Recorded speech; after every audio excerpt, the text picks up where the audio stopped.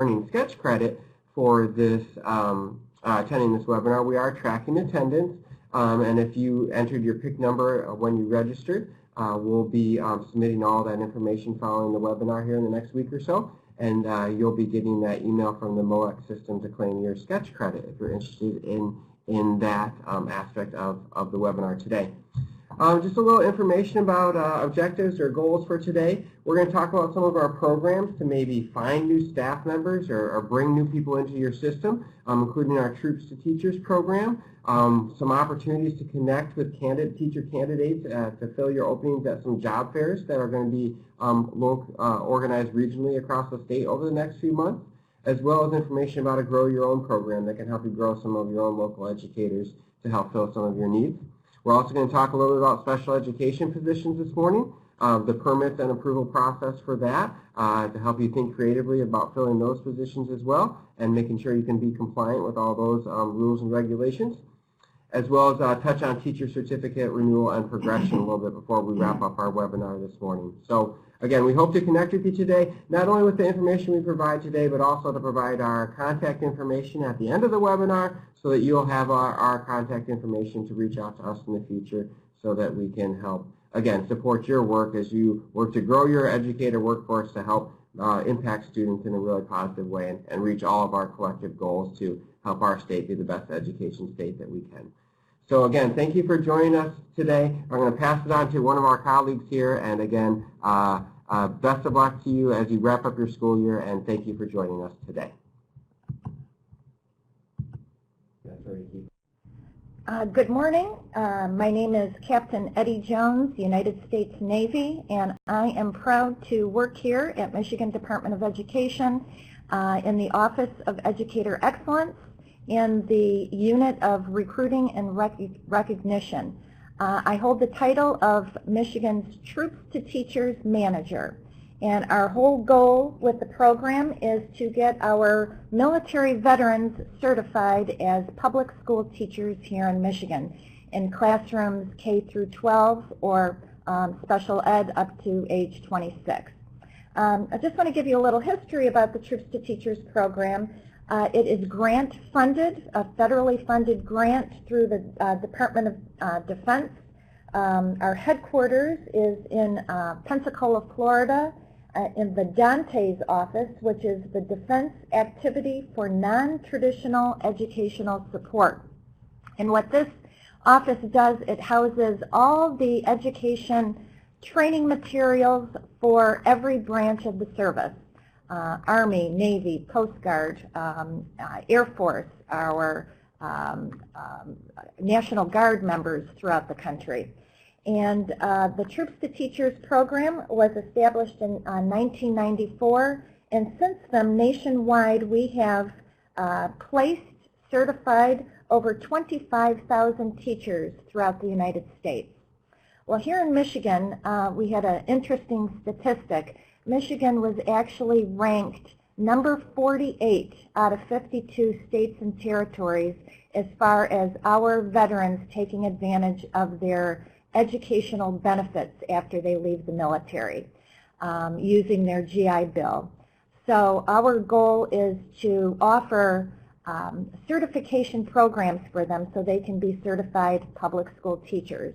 Here in Michigan, you know that we have over 30 teacher prep programs, as well as it seems like every couple months we have a new alternate route for certification. So that is very attractive for our veterans, and actually ones who are still active duty, they can start their certification program while they are on active duty. So we may have a military veteran who's stationed in Afghanistan, and he or she can actually start their teacher certification right there.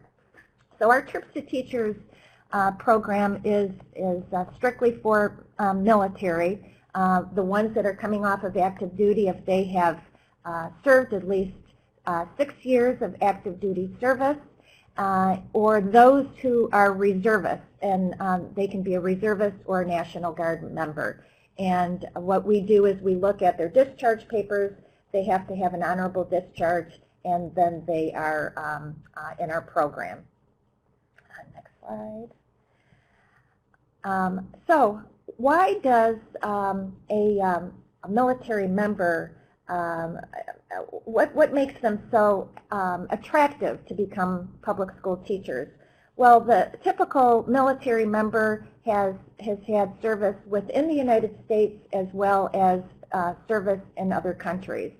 So they are used to high stress environments, which is good for our high needs districts. They can bring a wealth of information, their teamwork, their leadership, their initiative, good discipline skills, and classroom management.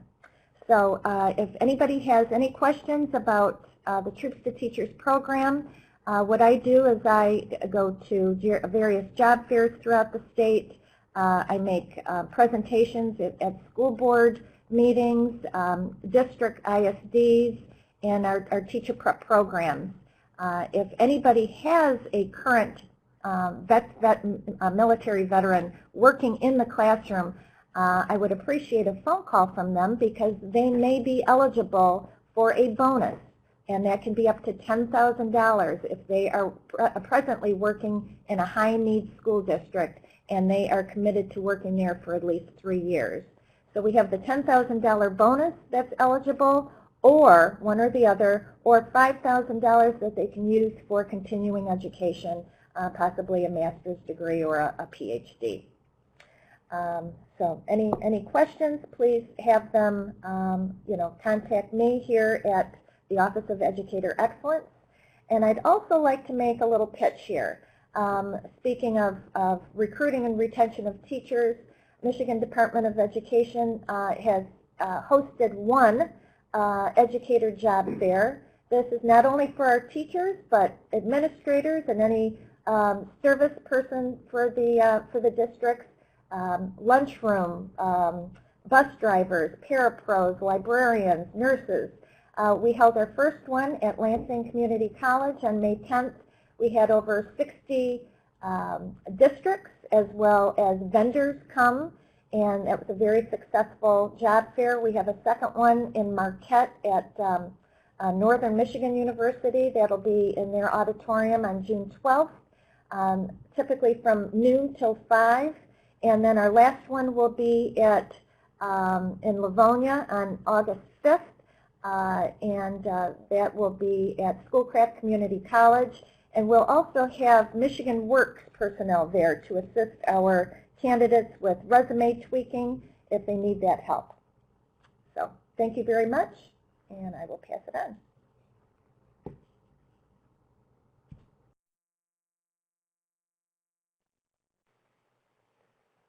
Good morning, everyone. My name is Vic Bugny. I am the Appropriate Placement Consultant with the Michigan Department of Education.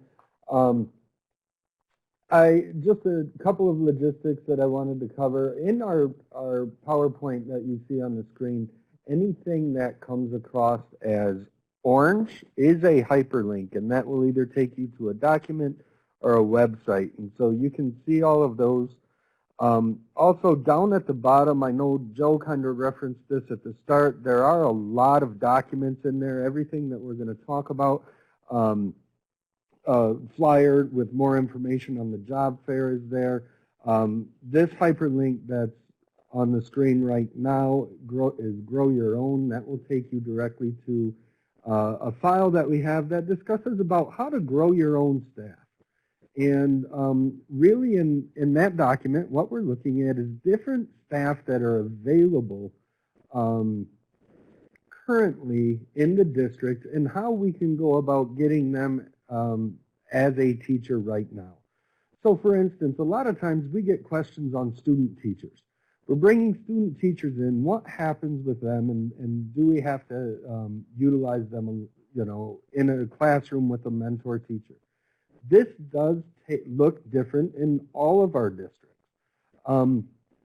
So, for instance, a mentor must be assigned to a student teacher, but the question is, do they both need to be in the same classroom at the same time? Or can that mentor be down the hall? If you're thinking about that, we really encourage you to reach out to the ed prep provider that's providing you with that student teacher. Make sure you get it cleared with them. Talk with them about what the setup is that you're going to have. We don't want to jeopardize the ed prep provider with coming back and say, well, it wasn't really a student teaching.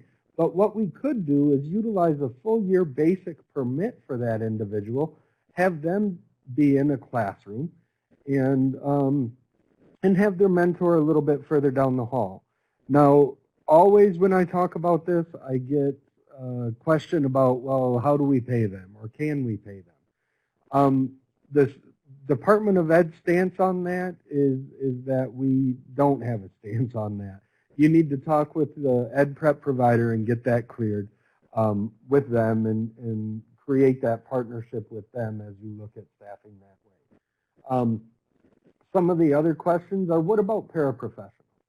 How can we utilize paraprofessionals who already know the students, who already know the families, who already, may have been a paraprofessional in that course for years, so they have good content knowledge. If that paraprofessional has 60 credit hours, then they're eligible for our permit system. So we could use them not only as daily substitutes, but also as full year substitutes. And so they can utilize that to be put in front of students in the classroom. So I also, often get questions about, subs, how can I keep a sub around? And that's a great way. Think of it going the other way. If they have the 60 credits and they're listed as a substitute, you could bring them into the district and have them be a paraprofessional and utilize it that way too. So some of the other aspects, certified staff, we know are eligible through full year basic permits, or also full year shortage permits to be placed in areas that are outside of their endorsement area. That's quite common. We have that happening a lot in the state. And then community members, we can also utilize the permit system for them.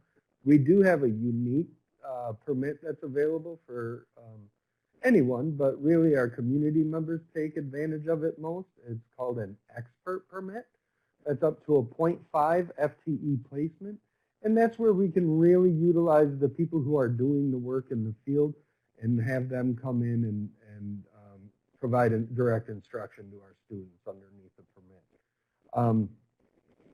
A lot of our districts also get a hold of me and ask, okay, we have someone from out of state who's coming into state. They're not yet certified. The evaluation process is still ongoing, but how can I get them placed right now because I need to fill this position?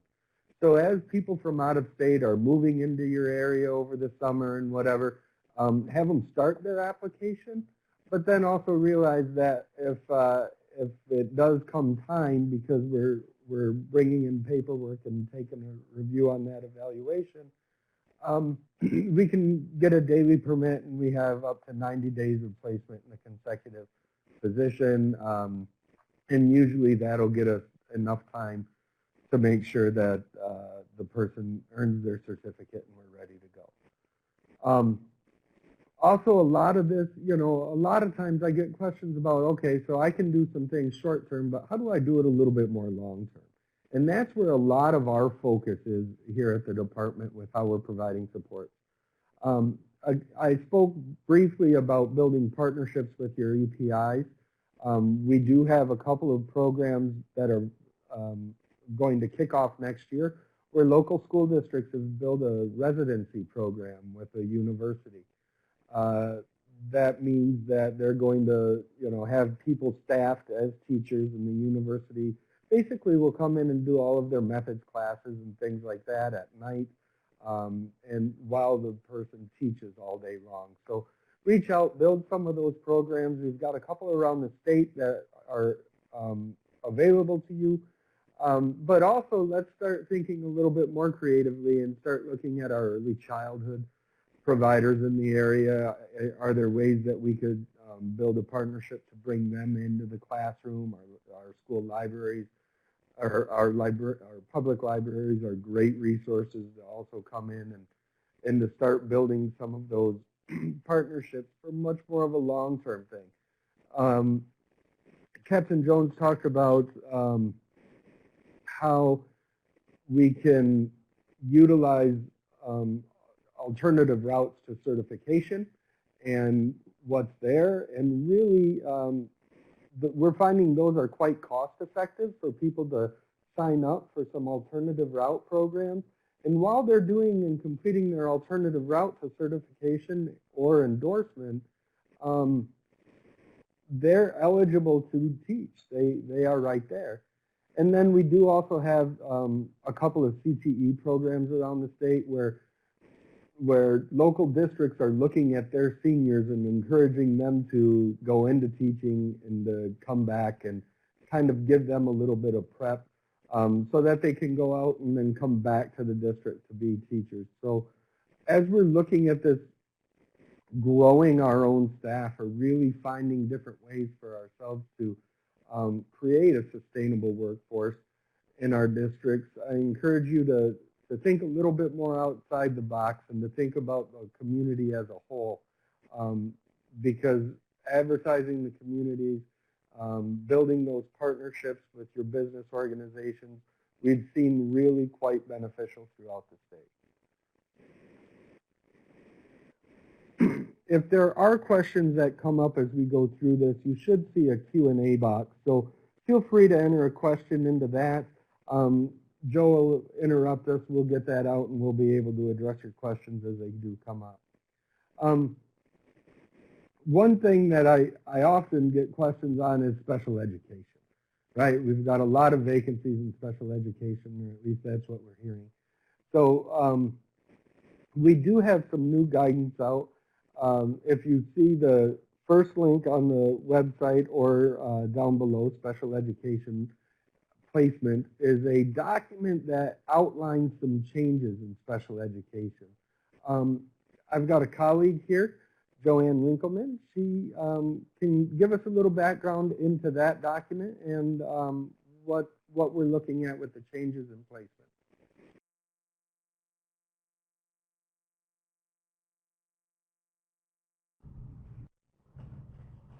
Good morning, everybody. First of all, there's been a lot of confusion regarding the whole topic of highly qualified.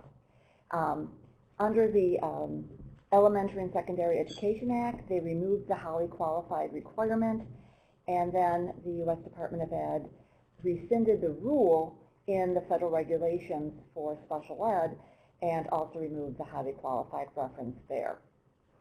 So as we're talking today, and I know people need to fill vacancies, but I do want to start out by saying we're also part of ESSA also talks about equity in education. And so even though the highly qualified piece, which talks about making sure educators, special educators in particular I'm talking about, know the content areas, keep in mind that even though you can place a special education teacher in a program K-12, because the special ed endorsement goes K-12, I want you to really pay attention to what is their content knowledge. So if you're placing somebody in the elementary area, do they understand how to teach reading? And if it's somebody at the high school level that you're teaching content, we want our students with disabilities to have the same quality education and have it equitable in the fact that they have access to a teacher who knows the content. So I just want to start with that. Michigan is very categorical in special education, and so we have all these rules, and we have program rules, and it says a program for students with cognitive disabilities or a program for students with autism spectrum disorder. In terms of teacher certification and endorsement, what that means is not all the students in those programs have to have the eligibility, but the teacher's endorsement has to match the program. So if it's a program for students with autism spectrum disorder, then that teacher would have to have an endorsement in ASD, autism spectrum disorder, and so on. When it comes to resource programs, you can place a special education teacher with any endorsement in there, and so you have many more options. So that gets a little confusing for sometimes, but so if it's a, and again,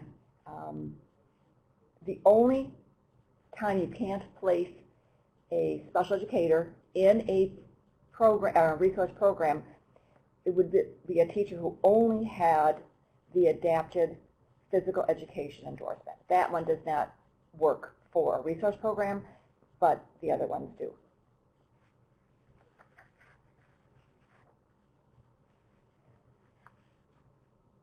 I'm going to skip ahead to approvals, and then I'm going to send it back to Victor to talk about the system of permits, because he's much more versed on explaining those because he does it every day. When it comes to approvals, approvals have been around for a long, long time, and what we allow is that if you have a teacher with a general education, well, all teachers in Michigan have to have a teaching certificate, but if you have a teacher without a special education endorsement, or a special education endorsement that does not match the program in which they're going to work, the district may apply for an approval as long as the person is enrolled in a teacher preparation program to earn that endorsement, and they have to take 6 credits a year. Many people are aware of the approval process. It has not changed, except we have it more online, where you can do, you can apply through the MOEX system, and it's much more efficient that way. But that has been around for quite a long time, and that still exists and is open. But again, the person or the district, when you're seeking an approval, the candidate has to be a certified teacher. I'm going to turn over to Victor, and then he's going to talk about permits.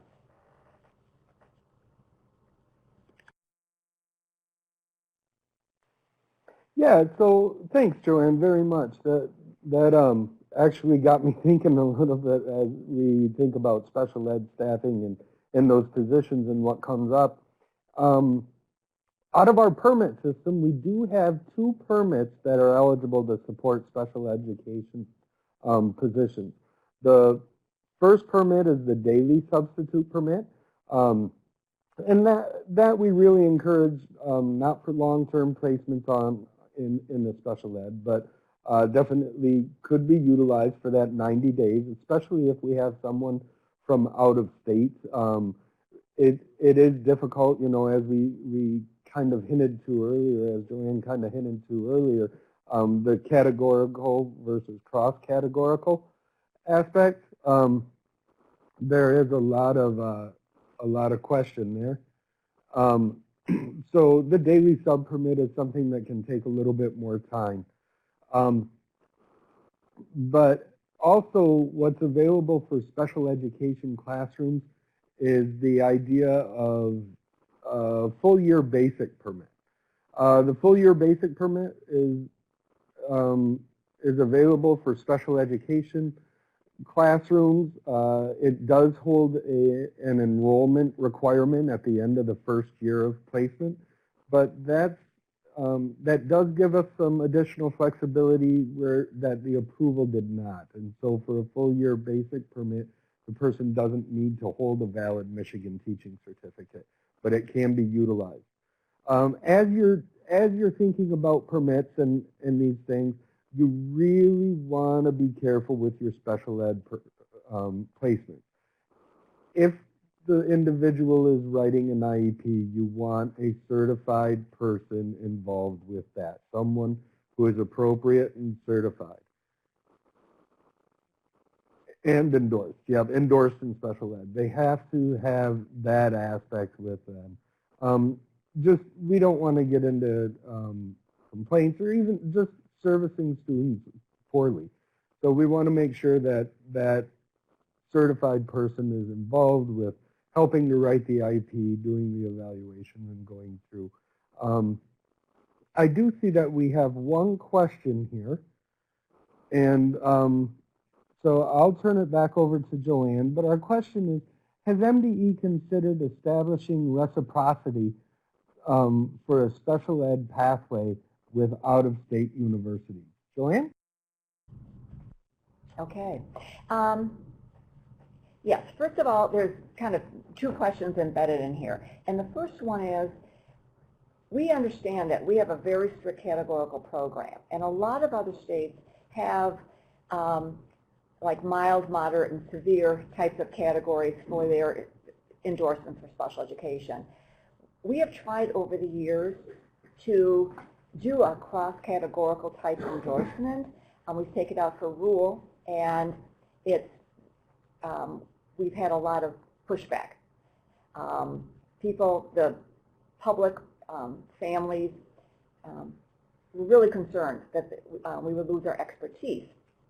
However, that is still on the table for discussion. It comes up, and in a shortage time, we might have to revisit how we endorse teachers in Michigan because of our strict categorical system. But we do try, when people come in from out of state, though, we do look at their transcripts, and we have quite a robust way of looking at their cross-categorical, what their program entailed, and seeing what kind of endorsement that we can give those people. And people in Educator Excellence have been very good about really trying to see which endorsement this person could get in Michigan. And it takes a lot of time, but we want people to come in and we want to give those endorsements. The second part of the question I want to just mention is, when it comes to teachers of deaf and hard of hearing and teachers of visual impairment, we have two consortia that are run by the Department of Ed, Office of Special Education. We do not have any teacher ed programs for teachers of students who are deaf and hard of hearing. We utilize entirely out-of-state universities. It's an online program. Unfortunately, the department cannot give a teaching certificate. So because it's run through the department and not through a university, because we have no university interested in Michigan to do this, because of the low numbers, it's not cost effective for them. So if you are already a certified teacher, you can go and get an endorsement online. Student teaching is done in Michigan with a educator professor in Michigan who happens to have a PhD in deaf and hard of hearing. So we have a deaf ed online consortium, and we also have one for teachers who want to work with blind and visually impaired students. And if you want any more information about that, you'll see our contact information at the end, and then I can send you to the right person to get you more information on that.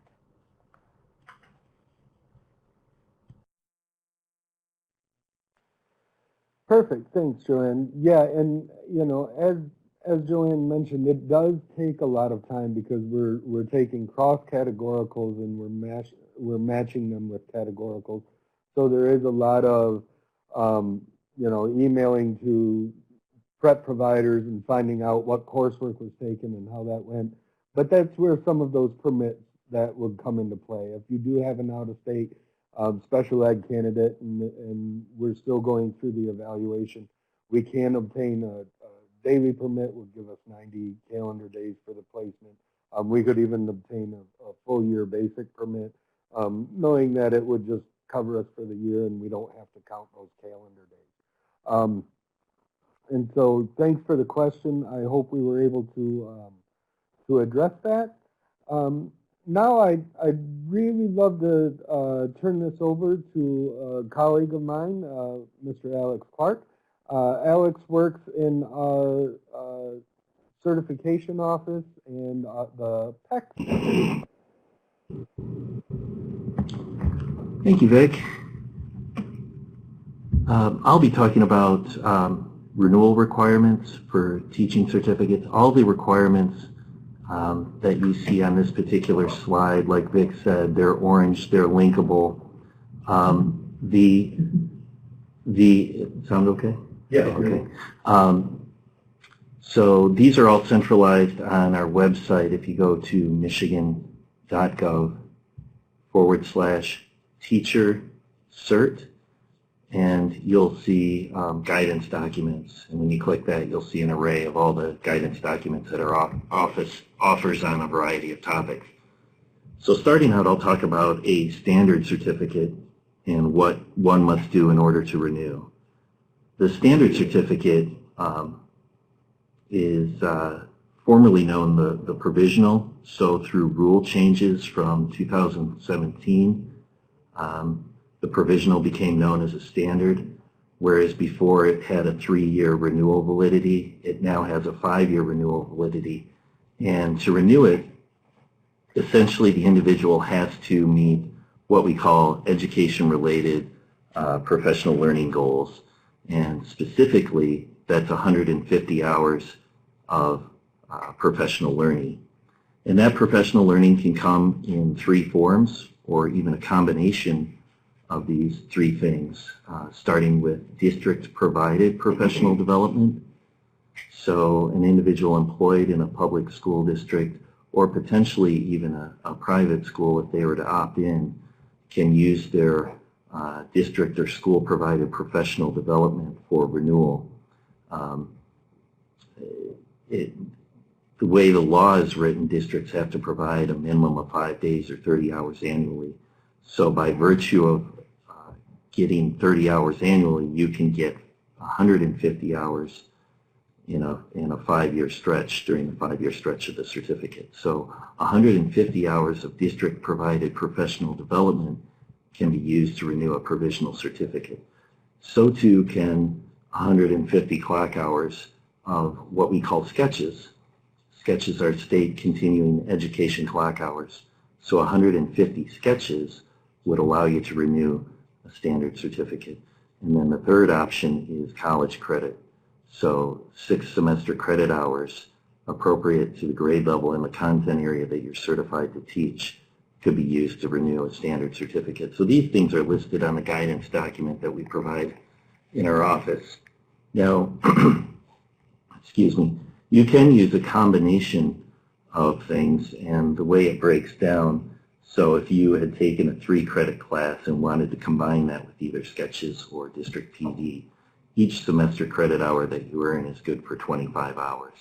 So a 3-credit class would count for 75 hours, and you could combine that with another 75 hours of professional learning to get you to your goal of 150. So one thing that's new with the standard certificate renewal, a standard can be renewed indefinitely. So it can be renewed every 5 years. There is no limitation to that.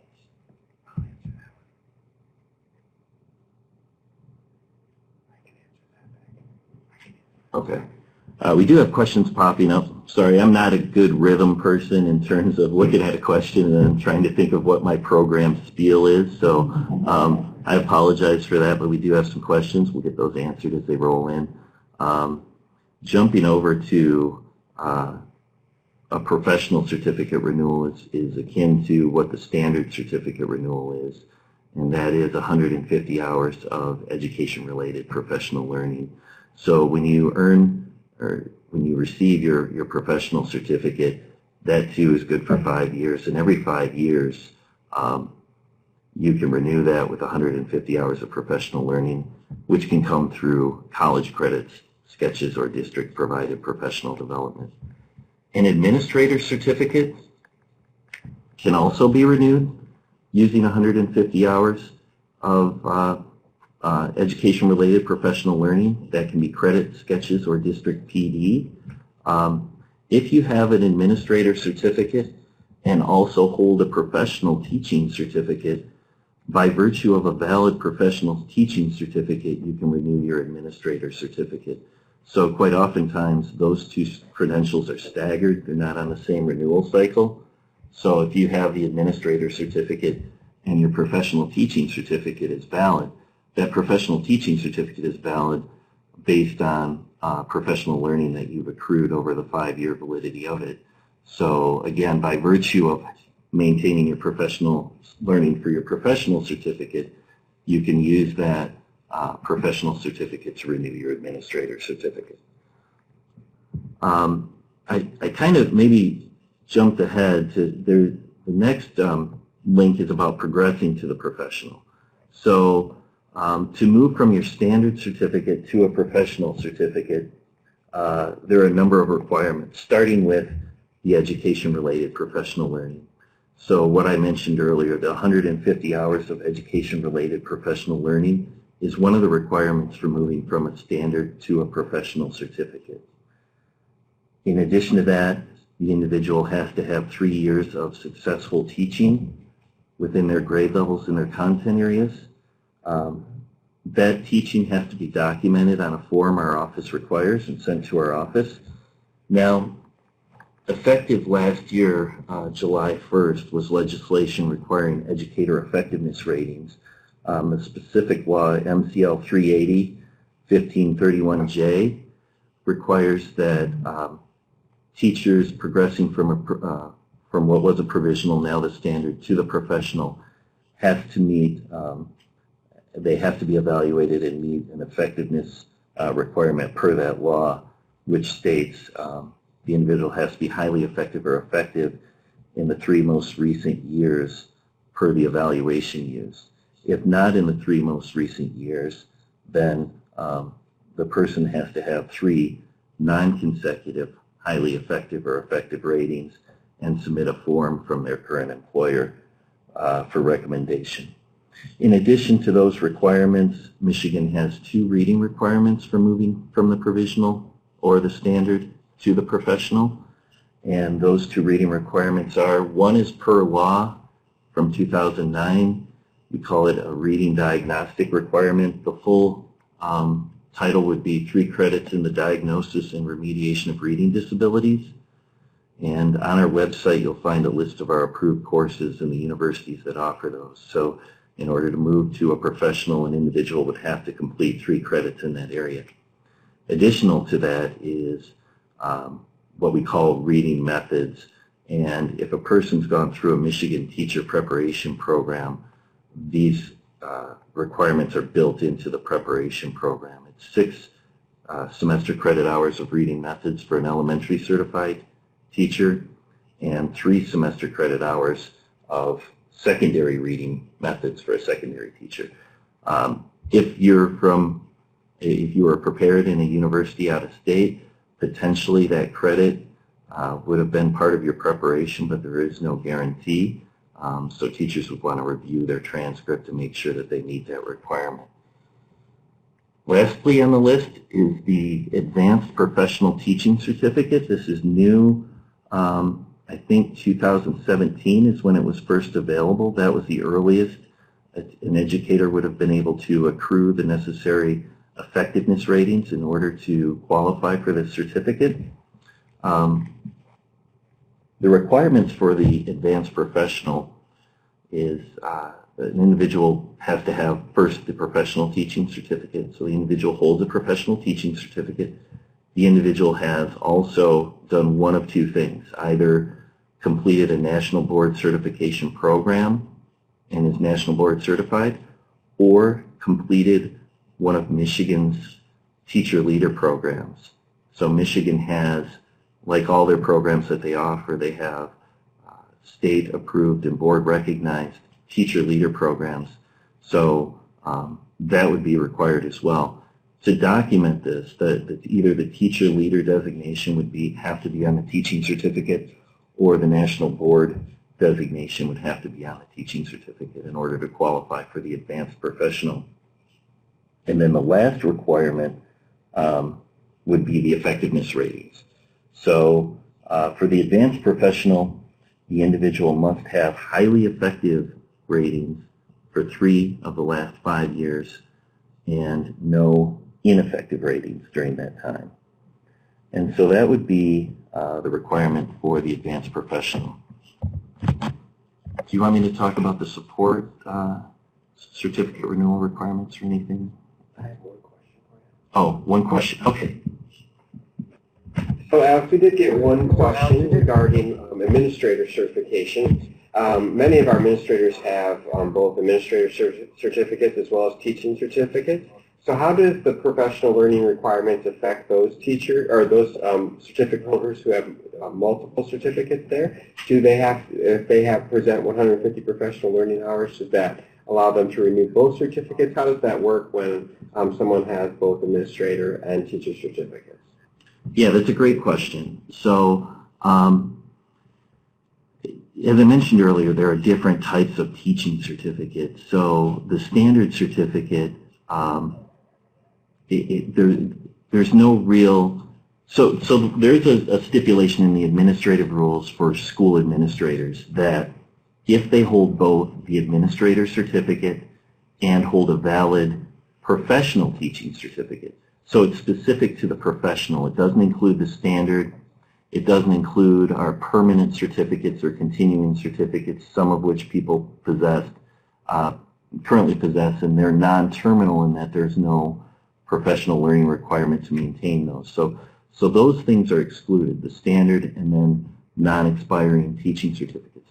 But looping back to the question what I started with, a person that has an administrator certificate and a professional teaching certificate, that administrator can renew their administrator certificate based on having the professional certificate valid. Rationale being the individual has done the 150 hours of professional learning to keep the professional current, and based on that they can keep their administrator current.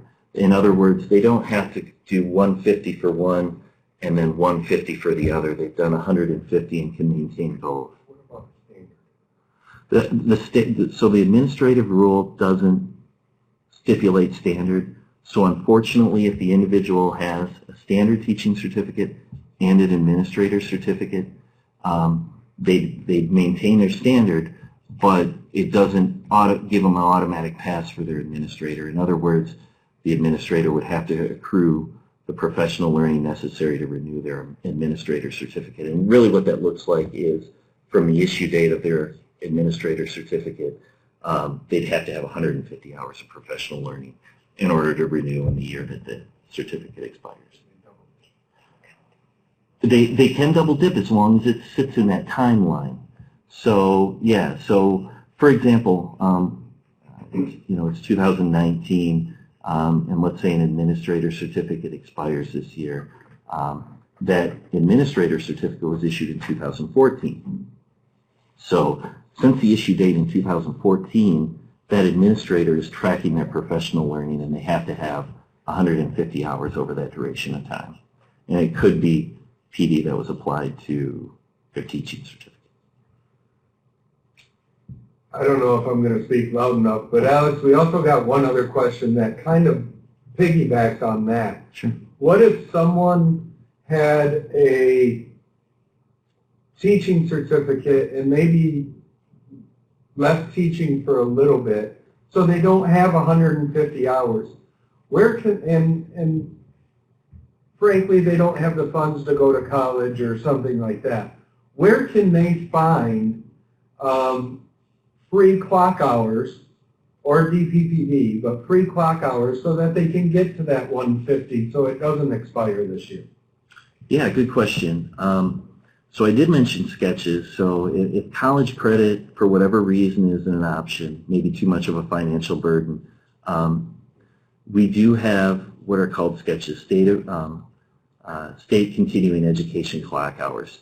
So a person can locate a sketch catalog on our website. If they go to michigan.gov/MOEX, which is M-O-E-C for cat, S for Sam, MOEX, and find a sketch catalog. And essentially, there's a variety of ways to filter or kind of drill down to find the professional learning that's more targeted towards what your needs are.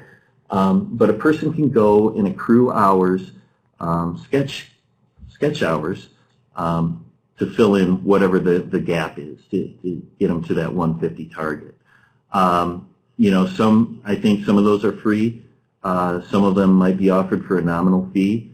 Really, what I would recommend the individual do is jump in and look at those and see what's available. There are numerous sketch coordinators and providers throughout the state too. So when you're in the catalog and you're not sure about the particular offering or the activity, there are, I haven't been in there in a little while, but you can find the provider and inquire with the provider to see what the requirements are, cost if there is one, and the number of hours you'll earn. It might be challenging, so if the person's been out of the game for a while, their certificate's not valid.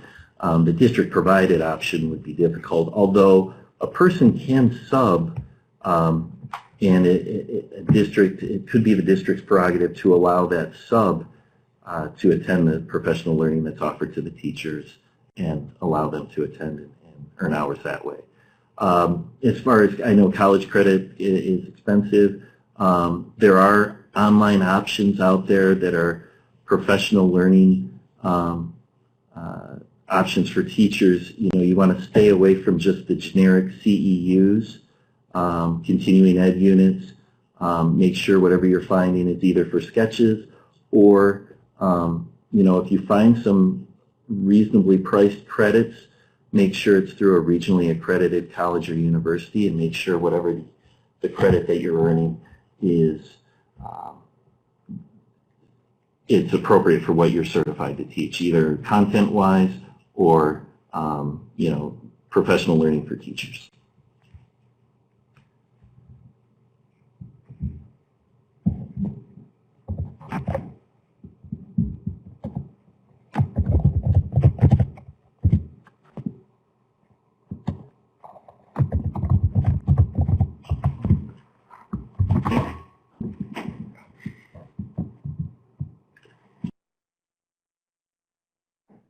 All right, I want to thank everybody who joined us today to kind of just provide a little bit of information. We did see some of the questions. We hope those were addressed. We will stick around for a little bit later. Joe, thanks so much for giving us a hand today and making sure everything ran well. We really appreciate your help here. We know you've done a lot of work on both professional learning and at eval. Joe's contact is there. He's able to take any emails and go through and give you a hand with ed eval or some of the professional learning and the updates that's going to happen there. Eddie, thank you so much for helping us talk about Troops for Teachers, and that really got us thinking about all those veterans we know, or those even the active duty people, and really reaching out to start thinking about bringing them back in and a second career for them. So thanks so much, and I'm interested to hear about those job fairs in Marquette and South Lyon as they come up and see what happens with those. Joanne, as always, thank you for the special ed help, kind of help us realize what's in the administrative rule and what's not, but really that flexibility around a resource program and having the ability to staff that way. That was really helpful. Thank you. Yep, and so Joanne is, we really want to thank her because she has about 2 more weeks with us here at the department. So you'll notice that her email address is the MDE-OSE Office of Special Ed. That's the helpline. They'll be able to direct questions in the correct way. But really that idea of thinking about the content knowledge of the teacher, and we see that so much with many of our endorsements that are available. K-5 all subjects means that they're eligible for 3rd grade Spanish, but if they don't speak Spanish, let's not do it. Well, let's do the same thing for our special ed classrooms too, right? If they don't know the math content, let's not put them in there. Alex, thanks for the reminder on how to redo all of our certs. Those do come up here June 30th. Let's get in and make sure that none of those certs lapse. And then that idea with the administrators too, making sure that they hold a valid cert or permit all year round. We've got to have those for them because they can't expire. The administrators working all year, so They have to hold those. And to everybody who was able to join us, thanks so much. I really appreciate your time. I see at least one other question popped up, so we'll address that. But if you don't have any questions or anything, thank you very much for joining us. Again, as Joe mentioned, this is our final one of the year, so keep an eye out. We will probably be hosting these again next year. Thanks so much, everyone. Have a great day.